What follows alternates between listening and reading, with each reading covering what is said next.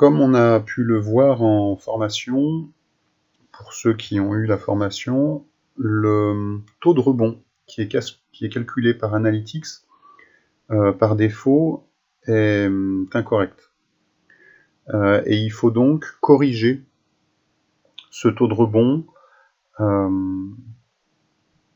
par une intervention, là en l'occurrence sur la Google Tag Manager. On a la possibilité de le faire autrement directement dans le code Analytics, mais quand on utilise la Google Tag Manager et qu'on a installé un script Analytics à partir des fonctionnalités du Tag Manager, on doit installer une autre balise qui va nous créer un événement avec un minuteur. Donc pour ce faire, dans notre espace du Google Tag Manager, on doit créer une nouvelle balise, en plus de notre balise Analytics. Alors notre balise, on va garder la même que celle qui est créée par Analytics. Le type de suivi, ce sera donc un événement et non pas une page vue. Alors l'événement, on va lui donner au moins une catégorie et une action. Donc la catégorie, on va mettre correction taux de rebond. Et l'action, on va la nommer, on va dire que au-delà de 10 secondes, on considère que la personne ne rentre plus dans le cadre d'un rebond sur notre site internet. Voilà, le reste est facultatif. Et on va devoir choisir un déclencheur. Alors, pour le déclencheur, il faut qu'on ajoute un déclencheur de minuterie à notre liste. Donc on va choisir un déclencheur minuteur qu'on va configurer. Donc l'intervalle en millisecondes, on a dit qu'on voulait 10 secondes, c'est-à-dire 10 000 millisecondes. Et on veut que l'événement soit produit une seule fois.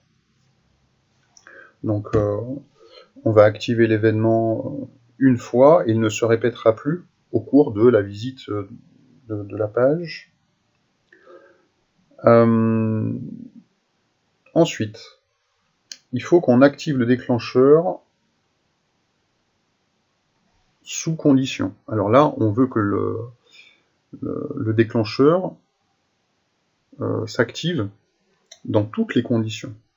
Alors on va choisir une condition qui sera toujours valable, et puis on va choisir par exemple que notre idée de suivi ne soit pas égale à 0 par exemple.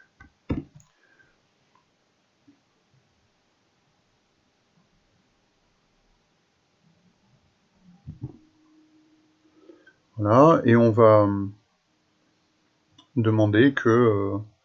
donc on va laisser par défaut, ici on va demander que le minuteur soit en place sans condition supplémentaire. On va lui donner un nom. Le déclencheur, on va l'appeler correction taux de rebond.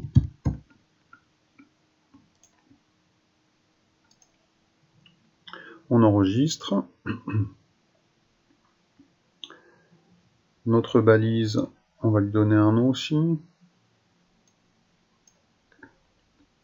Alors le nom du déclencheur, il est peut-être pas très bien choisi, on va plutôt l'appeler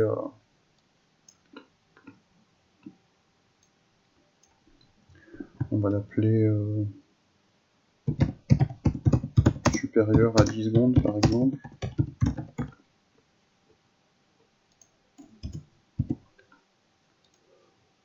Voilà, et notre balise, on va l'appeler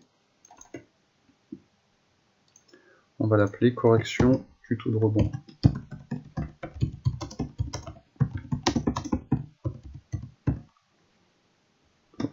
Analytics. Comme ça, c'est clair. On enregistre. Alors, il nous manquait quelque chose. Oui, bien sûr, il faut donner l'identifiant de balise Analytics, et là on est bon. Donc on enregistre. Et une fois qu'on a enregistré, il faut bien penser à publier. Donc là on va préciser ce qu'on vient de faire.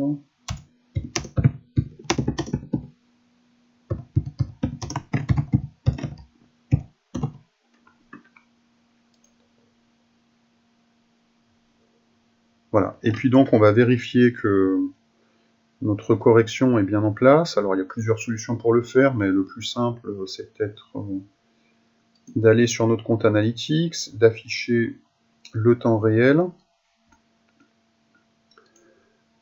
de faire une actualisation de notre page de site web, qui est un site mobile, et de regarder ce qui se passe au niveau des événements en temps réel. Et après 10 secondes, on devrait avoir, voilà, ça vient de se produire, on a un événement qui apparaît. Alors non, c'est pas l'événement, voilà, c'est maintenant. Donc notre événement est bien en place, et le fait d'avoir déclenché cet événement va corriger le taux de rebond qui est calculé par Analytics pour les visites de nos différentes pages.